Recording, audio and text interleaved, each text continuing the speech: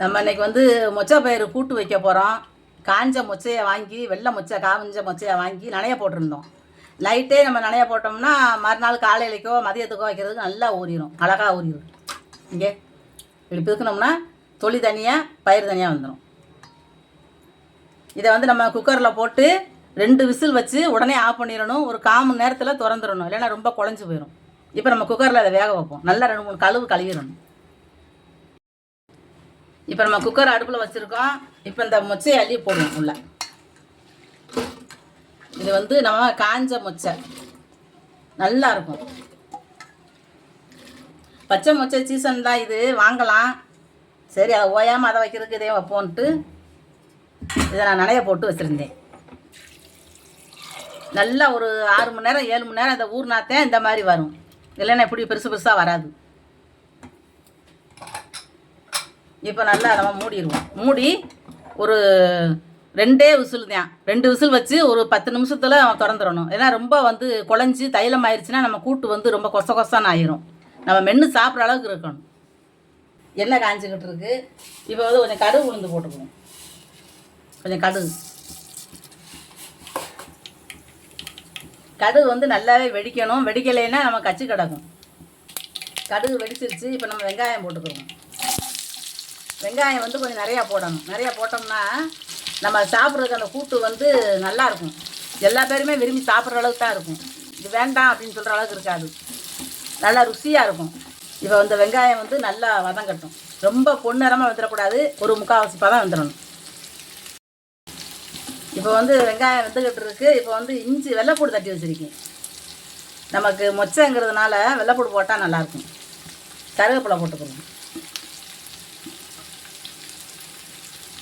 இஞ்செல்லாம் போடணும்னு அவசியம் இல்லை, வெள்ளைப்பூடு போட்டால் போதும். வேணும்னா பெருங்காயம் போட்டுக்கலாம், நான் பெருங்காயம் போடலை, வெள்ளைப்பூடு மட்டும் தட்டி போட்டிருக்கேன். இது நல்லா வேகட்டும்.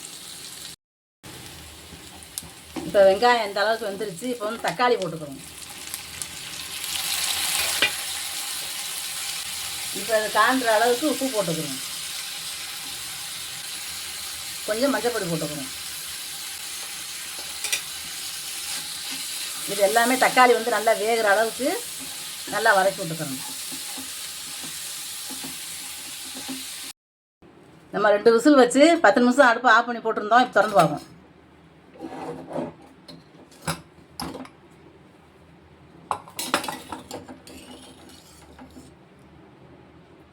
அப்பா பூவா அவிஞ்சு போச்சு. இங்கே இதுக்கு மேலே நமக்கு அவிஞ்சிச்சுன்னா குழஞ்சி போயிடும். 2 விசில் தான் அதுக்கெலாம் கரெக்டு. நீங்கள் நினைப்பீங்க 2 விசில் எப்படி வேகும்னு. நமக்கு ஏற்கனவே வந்து நல்லா நனைய போட்டு நனைச்சி வச்சுருந்ததுனால 2 விசிலுங்கிறதே அதிகம்தான். நல்லா அது கிடக்கா நம்ம தண்ணியை வடிகட்டிடுவோம். நல்லா வதங்கிருச்சு. இப்போ வந்து நம்ம அந்த வடித்து வச்சுருக்கிற மொச்சையை தட்டிடுவோம். தண்ணி வந்து எந்த காரணத்தை வச்சு மொச்சை பயிரை அவிச்ச தண்ணி மட்டும் இருந்துடக்கூடாது, நாரும். அந்த மொச்சை பயிர் தண்ணியை வந்து கிளீனாக நல்லா வடிச்சிடணும். வடிச்சிட்டு அதுக்கப்புறம் தான் நம்ம கூட்டு செய்யணும். ஏன்னா அந்த தண்ணி வந்து ரொம்ப வாடை வரும். அதை நம்ம தண்ணி போகிற ஓட்டைக்குள்ளே வடித்து விட்டுறணும். அதை வடித்து வச்சுருந்தாலும் நாரும். இப்போ இதுக்கு வந்து நம்ம மசாலா போட்டுக்குவோம். தனி மிளகாய் பொடி கொஞ்சம் போடுவோம். இது வந்து கறி மசாலா பொடி. இது வந்து நமக்கு வீட்டு குழம்பு பொடி.